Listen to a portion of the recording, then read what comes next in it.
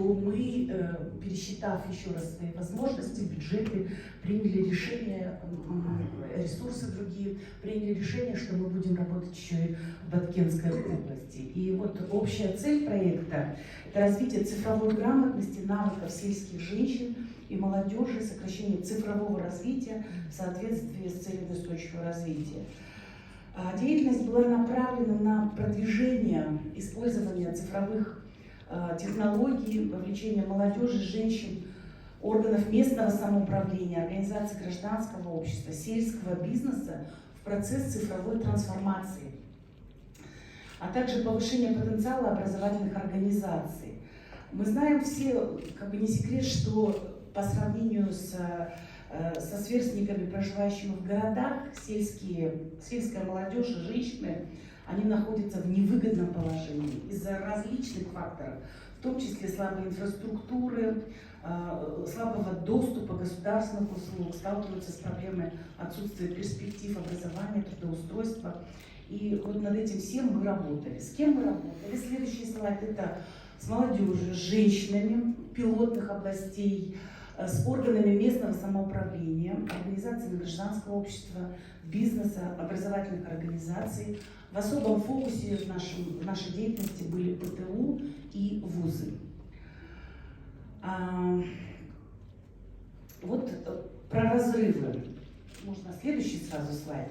Мы проводили базовое исследование, и несмотря на то, что по непонятным причинам, нет данных по переписи 2020 года, что очень сложно было находить данные, но тем не менее мы абсолютно сделали все возможное. И вот говорим, что Кыргызстан входит в топ-10 стран с доступной стоимостью мобильного интернета. 99% кыргызстанцев охвачены мобильными сетями, 70% имеют доступ к 4G интернету. Самые активные пользователи – это молодежь до 28 лет. И уровень проникновения смартфонов 2 года назад он был 65%. Мы обязательно обратимся к этому исследованию в сравнении с финальным исследованием. И будут сравнительные данные вам предоставлены. Наличие компьютеров в домохозяйствах 27%, это если сравнивать среднее, то в городах это почти 40%, и в селах это 18%. Мы понимаем, что это в 2 раза ниже. Следующий слайд – это в разрезе территории меньше всего компьютерными навыками владеют женщины в Высокульской области 0,5%, в Баткенской области 0,3%. Вот смотрите, если 93,3% женщин имеют собственный телефон, то только 24% пользуются компьютерами, только 9% женщин могут создать PowerPoint-презентацию, и 2% они могут написать какую-то программу, такие более углубленные у них навыки. И самые простые действия с использованием компьютера могут выполнять от 15 до 17% женщин. Еще раз хочу сказать, что это базовое исследование, оно было проведено в 2021 году, и мы вернемся к этим цифрам чуть позже в ходе моей презентации. Отнесемся к государственным программам и к проекту Дидиконош. Это, конечно же, мы, работали в рамках госпрограмм, старались на них опираться, но должна сказать, что несмотря на декларируемые усилия по продвижению гендерного равенства, сохраняется неравный доступ женщин к экономическим возможностям. И, к сожалению, мы должны сказать, что одним из приоритетных направлений национальных стратегий и планов действий по достижению гендерного равенства является расширение экономических возможностей. Несмотря на усилия нашего государства, нас всех, что программа по поддержке есть по развитию женского предпринимательства в Кыргызской республике, и мы очень активно работали вместе с Министерством экономики, участвуя в подготовке этого документа. Но, к сожалению, все равно за 10 лет мы понимаем, что показатели положения женщин, они ухудшились. И молодежная политика до 30-го года, она Это важный ресурс, и это развивает малый и средний бизнес, но меры, да, вот слабо прописаны или вообще не предусмотрены. Что мы делали в ходе проекта, чтобы сделать вклад, да, в реализацию этих стратегий? Мы работали в 3 направлениях. Следующий слайд. Это повышение навыков цифровой грамотности и кибергигиены. Это содействие вовлечению в общественные дела. Это усиление образования и обучение цифровому предпринимательству. Ну, я позже расскажу, какие именно мероприятия были проведены и какие достигнуты результаты. Сейчас я хотела бы показать, с кем мы больше всего работали. Это специальная комиссия из 4 министерств и ведомств. Участвовали организации гражданского общества. Мы сфокусировались на пилотных муниципалитетах. Это не значит, что только там проводилась работа, но в основном, да, участники нашего проекта были именно это в Искусском районе Житомирский район Барсконский айлык-мүтү, Тонский район Гончарский айлык-мүтү, Волжской области это Узгенский район Мурзаки айлык-мүтү, Араванский район Юсупов айлык-мүтү, в Баткенской области это Баткенский район Карабулак айлык-мүтү и Лелекский район Сунгул айлык-мүтү. Вот. Ну, вы видите фотографии и участников. Вот тут вот, да, давайте остановимся. Это центры цифровых навыков, которые созданы в 3 региональных вузах. В Волжском университете, вот нижняя фотография, как он выглядел до того. Ну, это была простая аудитория учебная, да, и как после. Также фотография слева сверху, это Баткенский государственный университет. Вы видите, да, простая аудитория, она превратилась в такое очень интересное коворкинг-пространство.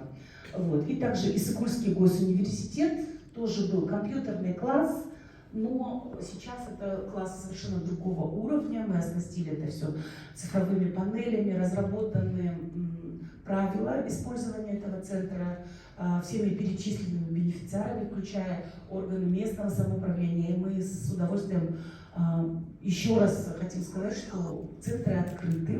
Конечно, в разных вузах по-разному. Например, в Волжском очень много занятий, они используют это вот для учебных целей. Но, тем не менее, в Баткении и в Караколе это вообще не проблема. Свои мероприятия вы можете проводить здесь. И здесь следующий слайд демонстрирует участников наших. То есть мы объявили конкурс малых грантов по поддержке цифровых стартапов и цифровых инициатив. В этом конкурсе малых грантов могли принимать участие все желающие. Самый главный критерий это было именно, что это должны быть сельские жители, и они должны были быть вот из тех регионов, с которыми мы работали. Оставьте пока там, в предыдущем, да. Вот. Я хотела бы про питчинг особо сказать. У нас в прошлом году 60 заявителей, из 60 заявителей 35 были допущены на акселерационную программу. Из 35 у нас 20 прошло на питчинг, и из 20 13 проектов было одобрено. Очень яркие, интересные проекты. Девочка, сейчас ей уже 11 лет, 10-летняя, она создала мобильную игру «Красная книга Кыргызстана». Это сельское дigi-такси, это обучение CRM-системе Bittrex24 и трудоустройство женщин. Есть у нас очень хорошая история успеха, когда сельские женщины, не выходя из дома, не уезжая ни в миграцию, ну, прилично зарабатывают, вот опять-таки пользуясь возможностями, которые предоставила организация, обучающая вот этой программе Bittrex24. Эти проекты устойчивы, большинство из них, они работают, стартапы. Идеи мы черпали из образовательного визита в Эстонию. Следующие слайды. Их было 2. Несмотря на то, что мы запланировали вроде как 1, но нашли опять ресурсы. 2 образовательных визита в Эстонию. Мы посещали Министерство образования, Таллинскую политехническую школу, ряд ПТУ. Вот. Ну, среди продуктов, результатов проекта их очень много. У нас очень солидный YouTube-канал. Пожалуйста, подписывайтесь, Дигиконуш. Там есть учебные модули по электронной коммерции, по тому, каким образом участники, например, TOT, который мы провели однажды в мае 2022 года, по результатам этого TOT смогли создать собственные модули. Вот один из таких модулей, например, как пользоваться системой Tunduk, да, и какие он возможности предоставляет. Все это на кыргызском языке, очень понятным языком. Модуль по электронной коммерции, он создан на 3 языках. На 3 языках: кыргызский, русский, узбекский. Есть модуль 5 шагов на пути к цифровой грамотности. В общем, автор, тоже участница TOT, она рассказывает о том, вообще, что это такое, да, кибербезопасность. Вот. И должна сказать, что... Давайте следующий слайд. То есть, если вы посмотрите YouTube-канал, я сейчас не буду как бы очень... Там детально, если рассматриваться, очень много времени нужно, но вы, как бы, цифру не обманешь, вы увидите, сколько, да, посещений этого канала, да. Сейчас немножечко динамика спала, потому что, может быть, проект закончился, может быть, люди уже давно все посетили, но, тем не менее, в рамках вот учебных тренингов, семинаров и вебинаров обучено 12 391 человек, из них 9637 это женщины и 2754 это мужчины. И в эту цифру не входят те, кто самостоятельно заходит и самостоятельно обучается. Особо мы гордимся учебной программой по предпринимательству и бизнес-навыкам. Это учебный модуль в системе начального профессионального образования, который не обновлялся с начала 2000-х годов. То есть мы вместе с научно-методическим центром Министерства образования пересмотрели, обучили нашей администрации профтехобразования, и министерство приняло этот новый модуль. Прелесть этого модуля заключается в том, что его можно пройти самостоятельно, любой гражданин, и он может получить сертификат как раз-таки Республиканского научно-методического центра на кыргызском языке. Вот, поэтому можно пользоваться всем, ну и, конечно же, учащиеся ПТУ прежде всего. Здесь у нас просто мы пройдемся обзорно, да, у нас были 2 цели: базового и финального исследования. И если мы дальше пройдемся, у нас 2 минуты мне дают, можно просто, вот, результаты, да? Мы видим, что за 2 года значительно увеличился процент оснащенности домохозяйств компьютерами и смартфонами. Вот, мы видим сравнительно области Сокольская, Ожская. Почему только 2? Потому что базовая, да, была в 2 областях, как я говорила, да, до конфликта. Поэтому мы в финальном Баткен тоже не брали для того, чтобы, ну, быть корректными, да, в этом смысле. Следующий слайд. Мы видим, что существенно увеличилось время, которое респонденты проводят в интернет. Более 90% женщин, молодежи проводят в интернете ежедневно более 1 часа.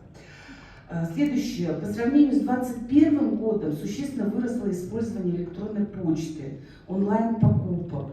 Значительный рост по введению бизнеса через интернет. Около 20% респондентов из числа молодежи, 10% женщин в Ожской и Сокольской области используют интернет для ведения своего собственного бизнеса. Следующий слайд тоже радует, что в базовом исследовании около 50% и четверти молодежи не хотели приобретать никаких товаров через интернет. Но мы видим, что изменилось все это через 2 года. Вот, и